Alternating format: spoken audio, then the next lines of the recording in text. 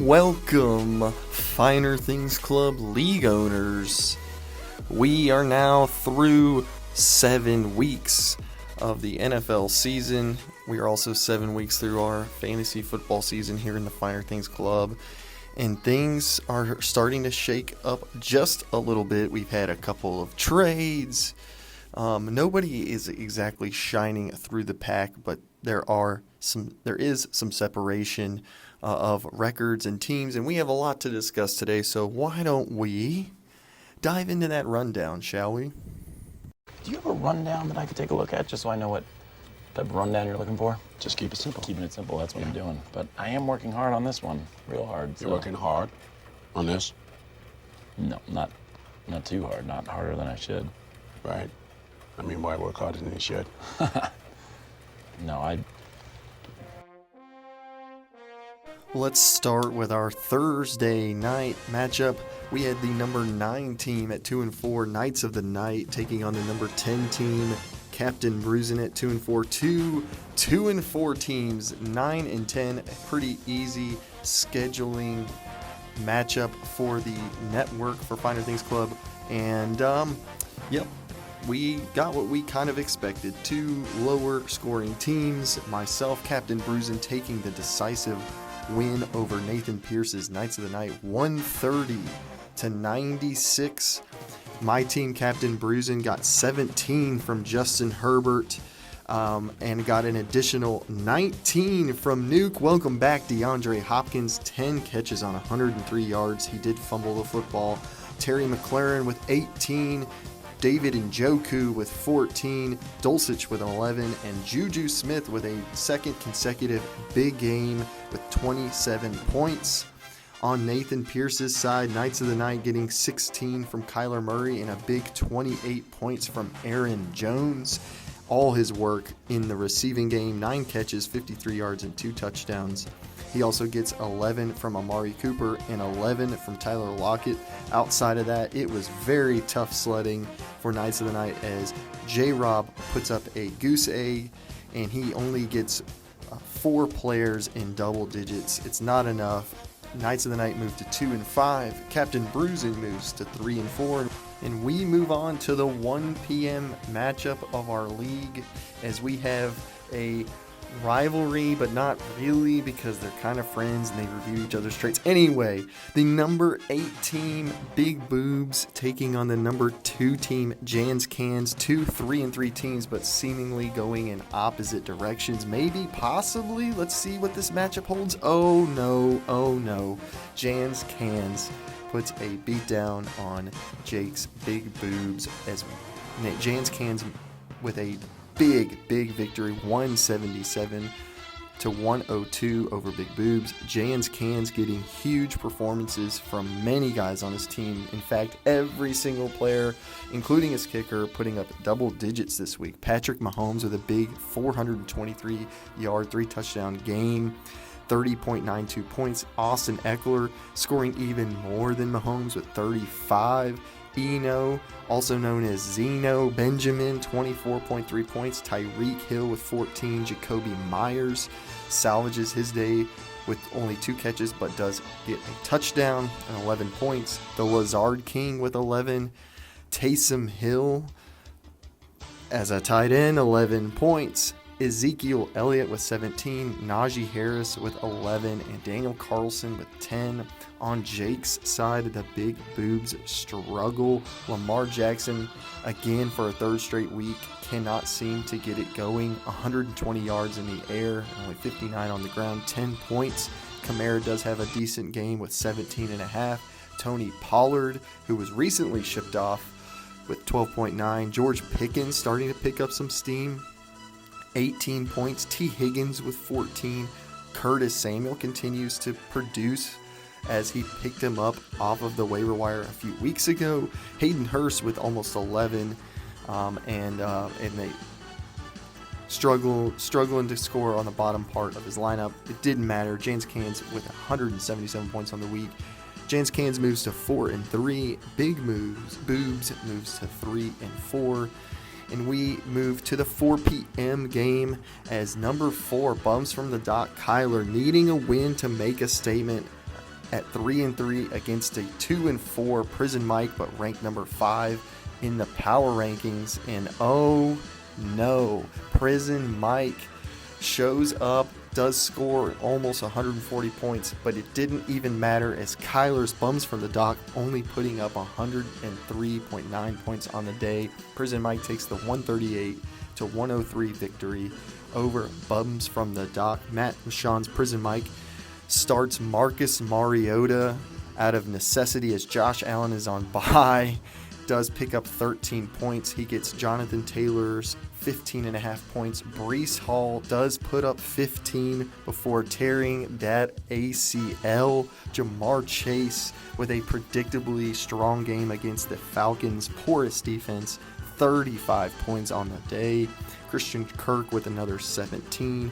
And George Kittle finally looking like prime George Kittle with 21 points.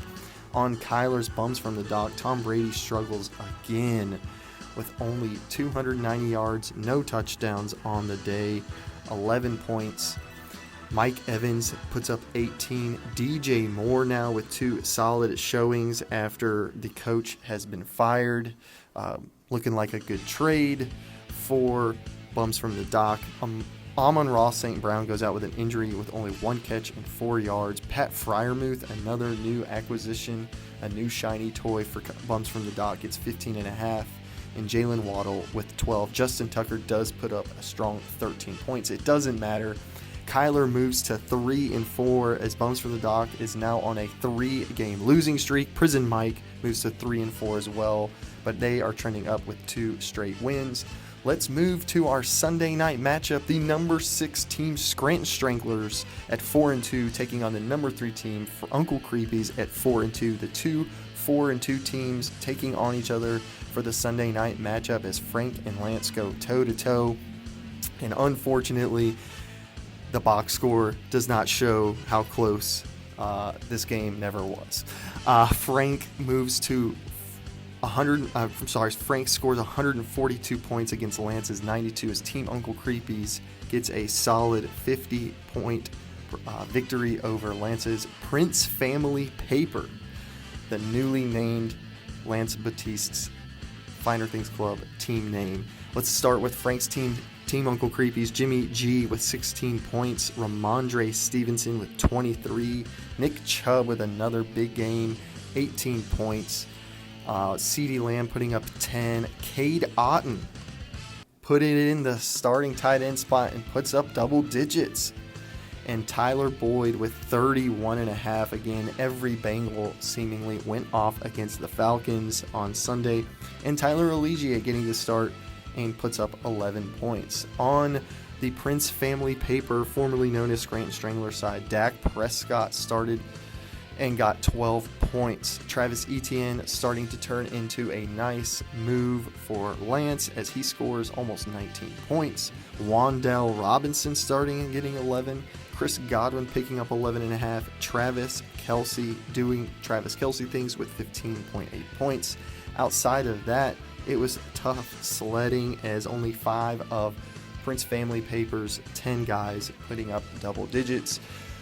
Lance's team, Prince Family Paper, moving to 4-3. Frank moves to 5-2 and 4 straight wins for Team Uncle Creepy. And we move to the last and final Monday night matchup as the number 7 team, somehow I manage it, 3-3, taking on the number 1 team. They call me Toby, JT's 4-2 team, as 2 teams are looking to separate some from the pack.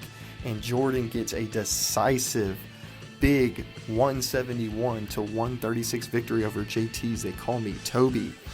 Starting with his quarterback, Derek Carr, only putting up 12.5 points in spite of a massive 171-point production, meaning the rest of his team balling out. Saquon Barkley with 17.5, Derrick Henry with 16.8, Mike Williams with an injury but still putting up 21 points on the day, Gerald Everett with 11, and Josh Jacobs with 36.5, 3 touchdowns on the day, almost outdone by his other flex running back, Kenneth Walker, 30.8 points with a monster day, 168 yards on the ground, 2 touchdowns, and Randy Bullock, his kicker, with a strong 14-point day. Unbelievable. As we move to JT's, they call me Toby's side, Daniel Jones getting the start in a big 28.78 point day for him. Joe Mixon with another 18. Devontae Adams with 17.5. Chris Olave starting to really look like he is the real deal for the New Orleans Saints. Unfortunately, 18.6 points. Brandon Ayuk with 15. David Montgomery with 12.2. And Dameon Pierce looking good as well with 15.7 points. JT, the loss, moves to 4-3. They call me Toby, the 4-3 team. And somehow I managed with a victory also now at 4-3. And that is our rundown. All right, so we've been talking all year about parity and the Finer Things Club. What a league it has been so far. Unbelievable stuff here. I want to share a couple of fun facts as I saw, and I thought I got to share this on the recap.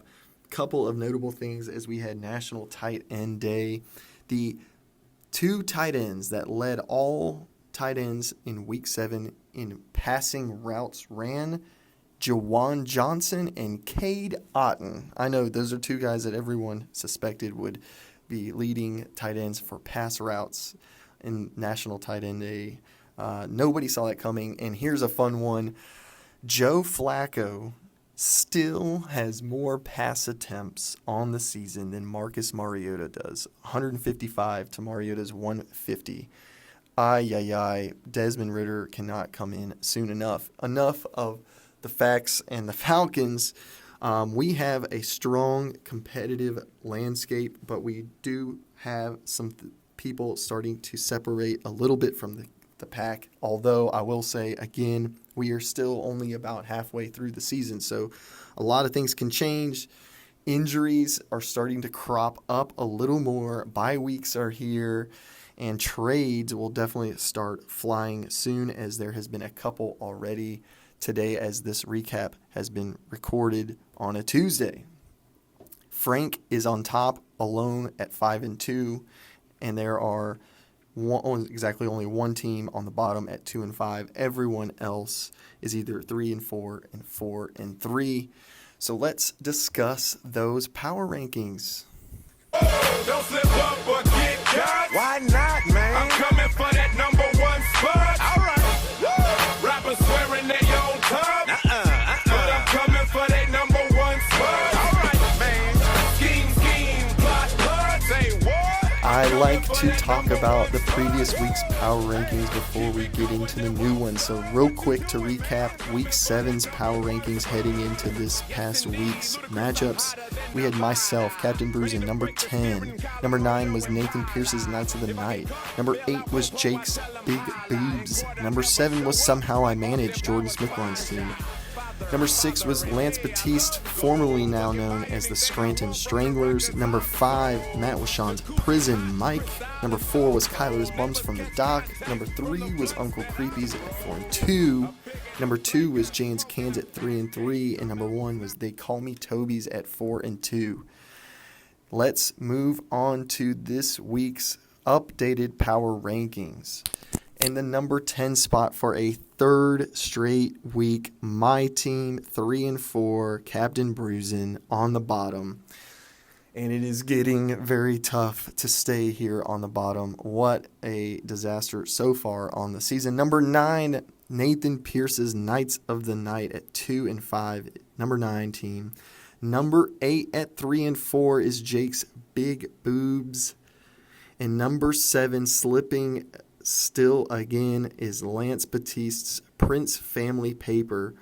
More disrespect from the power rankings, as he is the lowest ranked 4-3 team in the power rankings, who is ranked below a 3-4 Bums from the Dock at number 6. Starting to slide with the 3-game losing streak is Kyler's Bums from the Dock. He is now taken over by number 5, Jordan Smithline's Somehow I Manage, now at 4-3. And look at the respect the power rankings give Mr. Matt Washon's Prison Mike. the number 4 team at 3-4 with a losing record. It doesn't matter. Power Rankings thinks he is legit. On the flip side of that, the number 3 team with the best record in the league, number 3, Team Uncle Creepies. Frank's 5-2, Team Uncle Creepies at number 3. Number 2, he slipped one spot down. JT's at Call Me Toby at 4-3, and at the top of the power rankings by literally a slim margin between him and JT is Nate's Jans Cans, number 1 in the power rankings, and week 8 at 4-3. So to recap, number 10, Captain Bruisin', number 9, Knights of the Night, number 8, Big Boobs, number 7, Prince Family Paper, number 6, Bums from the Dock, number 5, Somehow I Manage, number 4, Prison Mike, number 3, Team Uncle Creepies, number 2, They Call Me Toby, and number 1, Jans Cans.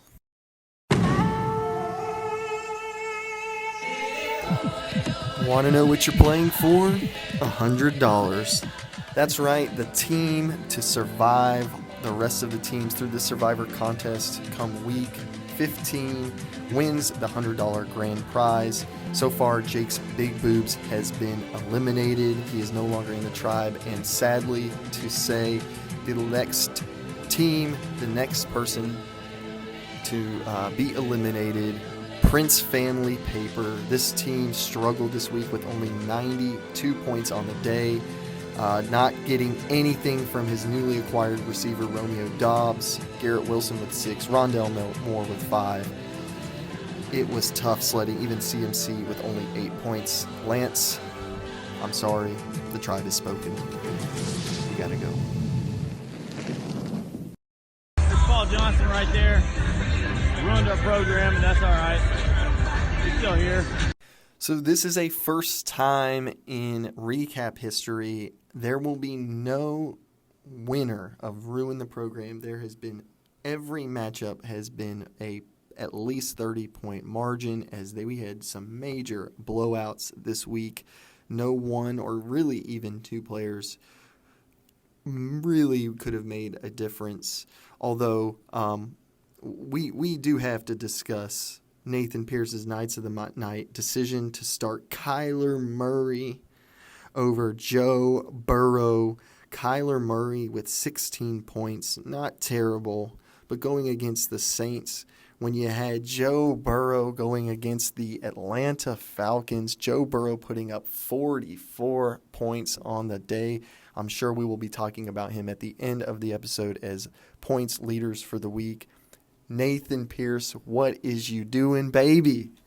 Leaving Joe Burrow on the bench for Kyler Murray this week. He didn't ruin the program, although you can say that if he had started him, that matchup would have been much, much closer. He didn't ruin the program, but Nathan, what is you doing, baby? Comprehension skills, subpar. Interviewing skills, subpar. What are you writing? Can't even give Cornell your full attention. On the contrary, I'm helping Cornell by evaluating their interviewers. Nobody wants that to happen. Well, when they get my evaluation, we'll see if they're interested. Applicant is attempting to blackmail interviewer showing low moral character. Interviewer is threatening applicant with an arbitrary review process. Applicant is wasting everyone's time with stupid and inane accusations. Interviewer has suspect motives. Applicant has a head shaped like a trapezoid. Interviewer has turned off applicant's interest in Cornell, and they are going to go to the vastly superior Dartmouth. Ever heard of it? I think I have everything I have everything I You will need. be hearing from the And Cornell you will be hearing application from the department. Cornell You will not be application pleased with department. the And you result. will not be pleased with the And result. your And affiliation your with Cornell affiliation with will Cornell end will completely. Completely. Hello, and welcome back to this week's owner interview on the recap. And today with me is the owner of the now number 5 team in the power rankings at 4-3, Mr. Jordan Smithline of Somehow I Manage. Good morning to you, Jordan. How are you doing, man? Doing pretty good, man. After that weird Monday Night Football game last night, I'm doing pretty well. That very weird to say the least. I don't think anybody expected that type of outcome. No. On to talk about your matchup, which was also the Finer Things Club Monday Night Football matchup. You've had 2 straight weeks in the Monday Night Football spot. You played the number 1 team, Mr. JT's They Call Me Toby, and you took him down in decisive fashion. How are you feeling after that big win, putting up 177 points? Yeah, honestly, I'm not feeling any better than I was after losing, barely scoring 100 last week. My team is very up and down, just like my power rankings. So it's a really weird league year this year for us. I think a lot of teams are not sure who they are yet, and we're going into week 8. So I'm one of those teams, not sure what I am yet. Yeah, I mean, you talked about we going into week 8. We're about halfway. I mean, we are essentially halfway through our regular season. You sit kind of in the middle. You're in the middle of the power rankings, kind of in the middle of the standings as well. But you're trending up, and if it stays that way at the right time, you have my team next, and then you have Prison Mike, and then you have Kyla's team, Bums from the Dock. Where do you see yourself 3 weeks from now? Do you feel like you will know more and you'll feel better about your team, or is it complete unknown to you? Yeah, I think it's going to be a complete unknown. I've got some guys coming up on bye weeks over the next 3 weeks, actually. So some serious guys that I use quite a bit. They're always in the starting roster. But yeah, I don't know, man. It's going to be interesting. I know a lot of us have those bye woes, but my team really needs its starters. I don't have guys on the bench that can fill in really well. I'm 4-3. Yeah, 4-3. So I would say in 3 weeks, I could see myself at like 6-4, chilling in the number 4 playoff spot, and just like I am now. I mean, really, in fantasy football, I mean, you know this. It's really about just making the playoffs and seeing what happens once you're in there. Yeah. So you're 4-3, like you said. You're number 4 right now in the standings. You've got a solid team. Who would you say on your team has been kind of a light, consistent, star on your team, and who's been a disappointment thus far for you? Star of the team has been the addition that I got right before the season started in Saquon Barkley. When I made that trade, I gave up Joe Mixon and David Montgomery, as well as a couple other odds and ends. So it's been nice to have that. You see Saquon Barkley next to Derrick Henry's name, and you just know you have 2 guys that can get you 20 at will. So that's nice to have. Massive disappointment, I would say. Not that it's a big deal, but I want to yell at him so much. But Derek Carr has just been a massive disappointment. I didn't expect him to go off for 30-point games, but when you have weapons like Devontae Adams, Hunter Renfrow, Waller, all these guys that haven't really shown up this year. So, yeah, it's been a pretty big disappointment at the quarterback position. I even dropped Dak Prescott and Matt Stafford. So, yeah, it's been a little rough this year at quarterback. Yeah, I would agree with you there on Derek Carr. That's a head scratcher to me.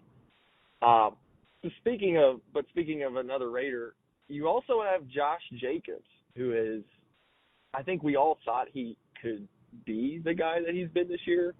Is that another player that you've been pleasantly surprised with, or were you actually expecting that out of him this year?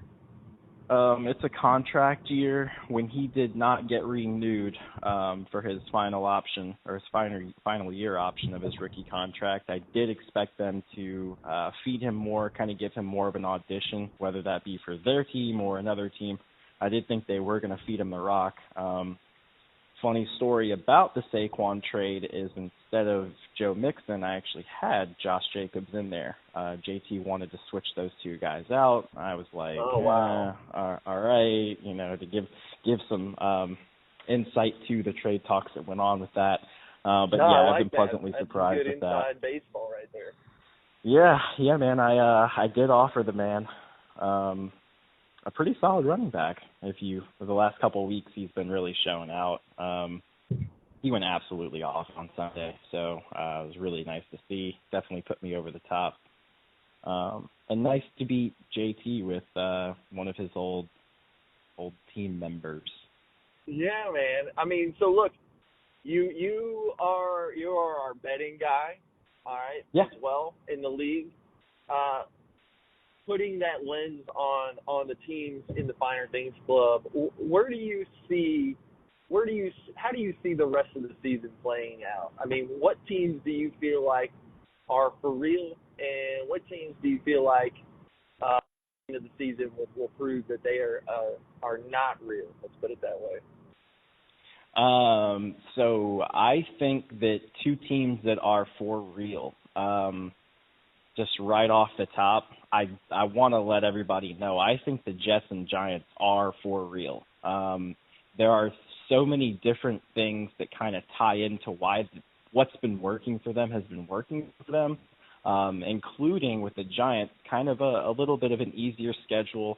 Jets have won some games this year that, I never expected when the schedule came out for the Jets to go into Green Bay and win a game, and then into Denver and win a game.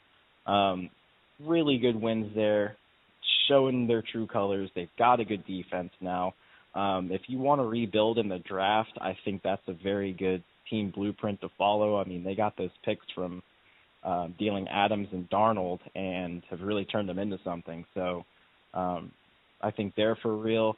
I think it's pretty obvious. I think the Eagles are for real too, but I think around like week 2 or 3, people were hesitant. I think we've all seen now that what's going on there has been no mistake. I think they are a very good team. Teams that I don't think are, and one actually, let me throw another team in there that I think is going to surprise people as the season goes on. I think the Seahawks are also going to continue to surprise people. They have continued to play good defense. I'm blanking on the kid's name, but they have that cornerback that's just insanely good. Is it Tariq Woolen? Yeah, Tariq? yeah, Woolen. That's right. Yeah. Yes. He's been very, very good going up against other team number ones. They lost their starting running back and have inserted a rookie, Ken Walker, that I just think is second to none right now, especially with Breece Hall going out for the season. I think Ken Walker's probably that next up guy as far as rookie running backs that we're going to talk about. And teams that aren't for real, man, this is crazy. I think that I don't think any of the AFC South is for real. I think all of those teams have been just massive disappointments to me, especially the Colts. We all thought the Colts were going to be something with the addition of Matt Ryan, having all those weapons on offense. Their defense hasn't changed a lick in 2 or 3 years. Still stout, pretty good, putting up nice numbers. And then the other team that I don't think is for real, the Dallas Cowboys. I don't think that they have... How about them Cowboys? Yeah, how about them Cowboys? I don't know, man. I don't know. Unless they're hard to kill. Yes, that's a great way to put it. If their defense could score points, could score points, I think they would be a serious contender.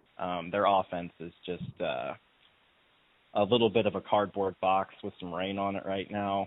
Hasn't caved in completely, but it's one of those things where like they don't have a passing game that's consistent enough for them to contend. With that being said, they probably still make the playoffs. 7 teams make the playoffs from each conference, so I can see them still squeaking in somewhere. And maybe even having like a first divisional week upset. Who knows how they get matched up. But I think that having watched a lot of their games this season, I just don't see them being able to contend with any of the top 5 to top 8 teams in the league. So that's a team I don't like. A couple teams on the up and up, I'm going to say our Atlanta Falcons.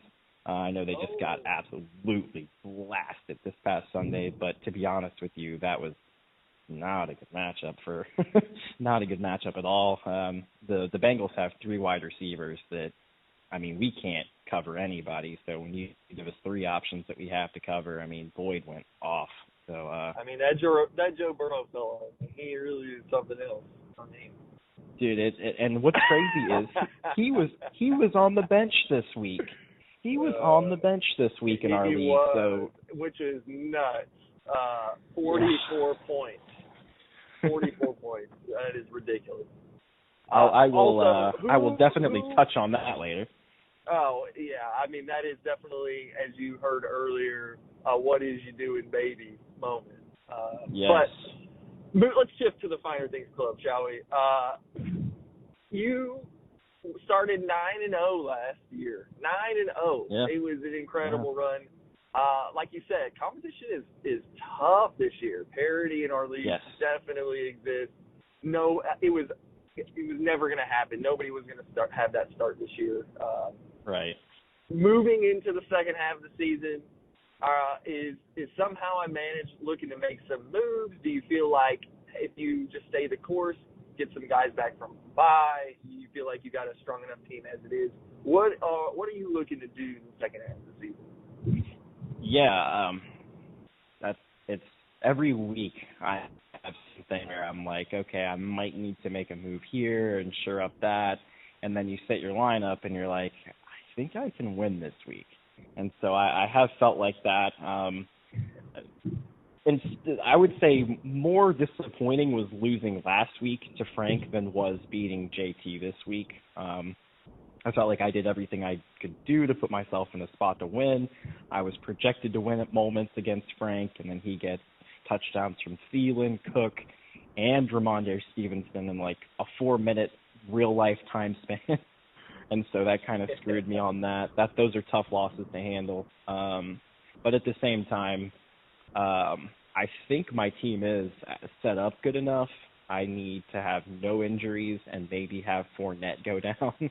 But I think I'm looking for a couple guys. I think every one of us really needs a tight end. I think every week everybody's like, well, my guy sucks.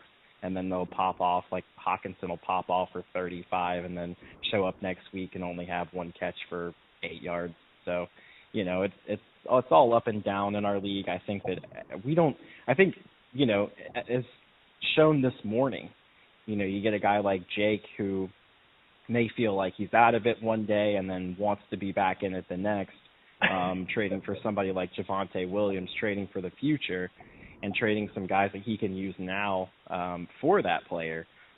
We see a lot of that in the league so far this year. I think we've had a couple guys think they're out of it and then trade back into it. So we'll see what happens. I'm more of a sit and wait type of guy. I'd like to see who makes moves. If some guys that are, I do. I like to lurk. I like to lurk around, and I like to see if there's guys that are above me that are making moves and try and be a little retroactive to that instead of proactive. I don't want to make a move that's going to decimate my team, and I think a lot of the players that people want from my team would completely change what my team makeup is. So real difficult to trade in our league right now. It is. Well, to conclude this interview, Jordan, I want to give you a platform to share a message with any of your fellow owners. Is there anything you'd like? I thought you'd never ask. Is there anything you'd like to say to your fellow league owners here in the Finer Things Club? Oh man, yeah, dude, absolutely. So when you let me know that I would be having the honor of being on this recap, I took it upon myself to not just call out one of you. I'm actually just going to call out all 9 of you. Oh my gosh! Okay, all right. Is this a Michael Scott boom roasted moment here? This is a pure Michael Scott boom roasted moment. So you just say go, and I'll start off. All right, go for it, man. All right, let's start with the guy I just beat this past week. JT, your team sucks, and you had to drive 7 hours to the draft for anybody to start liking you. Boom, roasted. Over to Nathan Pierce. Nathan Pierce, your team sucks. You actually like the city of Boston, and your bench always outscores your starters. Boom, roasted. Over to you, JB. Your team sucks. You actually like hurricanes, and you have managed your roster like ingredients into a blender. No one wants Darnell Mooney. Boom, roasted. Over to old Jakey Poo, our favorite.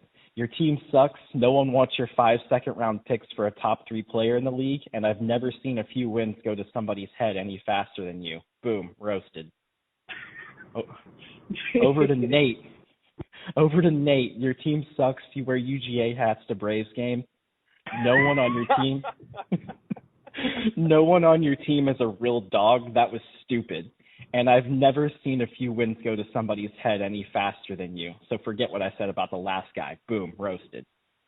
Over to Lance. Lance, your team sucks. You're old, and you're a Falcons season ticket holder. Boom, roasted. Frank. Oh, gosh. Frank, your team sucks. You're the luckiest owner in the league year after year, and you probably yell at people to sit down at Braves games with the UGA hat on. Boom, roasted. Over to Kyler, or wait, should I call you Alan? Your team sucks, and I don't know how you managed to inherit a juggernaut of a team and turn it into a spare parts department in less than 18 months. Well done. Oh, Boom, man. roasted. And now, last and least, Matt. Your team sucks, Georgia Tech sucks, Breece Hall has weak knees, and you still need to read a book, any book, on proper management skills. Boom, roasted. All right, everybody. All right, everybody. You know I kid. You guys are the reasons I think that I came out of fantasy football retirement. So good night. God bless America, and get home safe. And there you have it. Owner of Somehow I Manage, 4-3, Mr. Jordan Smithline. Thank you for the time and the roasts. Have a great day, and we'll talk soon. You too, sir. Take it easy. Thanks, man. She wants to get back together. What are you going to do? I don't know. That's why you're here. Help me. You want to get back together with her? No. What do I do? Just don't get back together with her. What if she makes me? How can she make you get back together with her? She made me do a lot of things I didn't want to do. This was a terrible relationship. You were not happy when you were with her. I wasn't. You're so much happier now. Just go in there and be strong. You're right. You are absolutely right. I need to go in there and tell her that we can't be together. Right. Wow. Do it. I'm in a very good place right now. Thank you. Okay. Jan? We need to talk.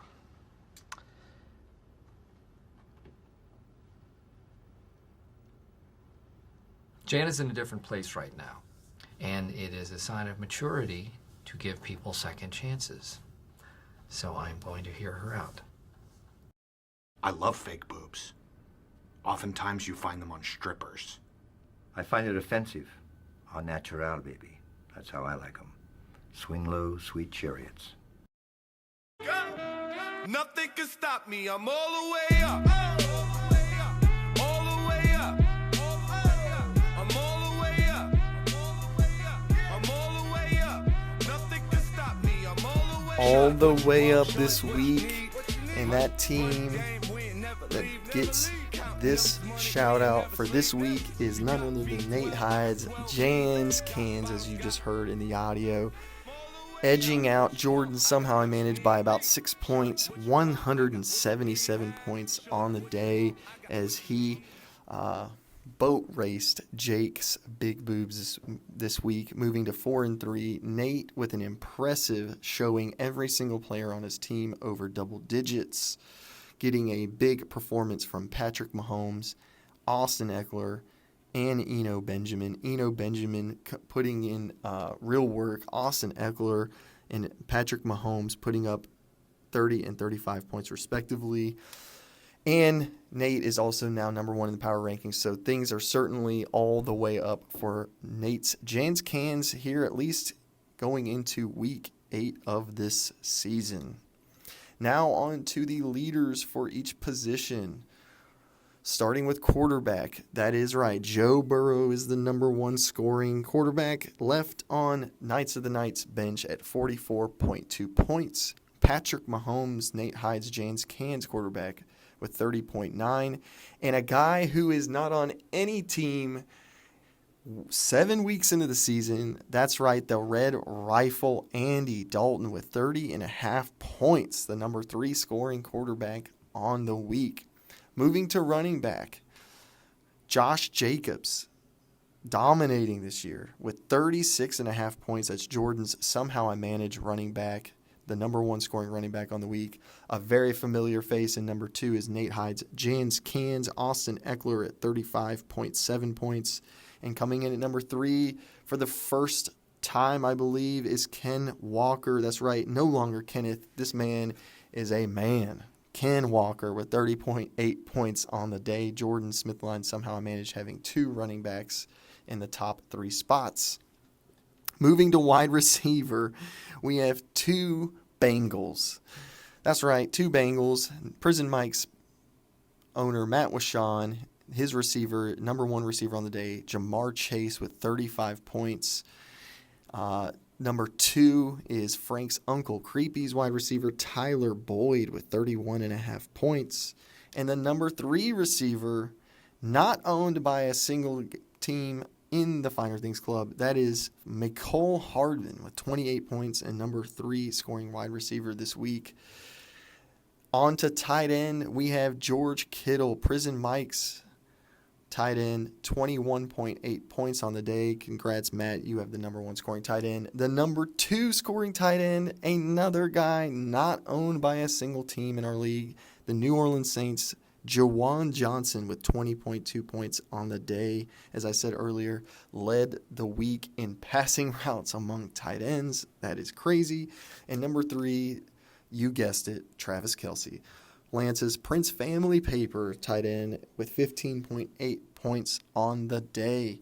On to kicker, my favorite thing to do. All 3 guys this week not on a team in our league. Cairo Santos leading the way with 18 points, Chicago Bears kicker. Number 2, Jason Myers of the Seattle Seahawks with 16 points. And number 3 is Robbie Gold, old Robbie Gold, at number 3 at 14 points. He did technically tie with Randy Bullock, who also had 14 points and is owned by Jordan's Somehow I Managed, so I guess kind of counts. But all 3 top scoring tight end kickers not owned by a single team in our league. What is we doing, baby? And that is our recap for this week, Week 7's recap. I hope you guys are having a great week. We've had 2 trades already today, starting with me and Jake, Javonte Williams for Tony Pollard and Alexander Madison, and a 25 first, so who knows if I'll even be alive by then. And then another trade between Nate and Matt for 23 second and Raheem Mostert. So I have a feeling that is just the beginning as we move into the second half of our season. Best of luck to everyone, and we will talk soon. Riding through. Man, I ain't got nothing to prove. I paid my dues, breaking the rules and shake fools while I'm taking the cruise. Tell me who. What do you think having a 37-year-old? We're on to Cincinnati. It's nothing about the past, nothing about the future. It's right now we're preparing for Cincinnati. Okay.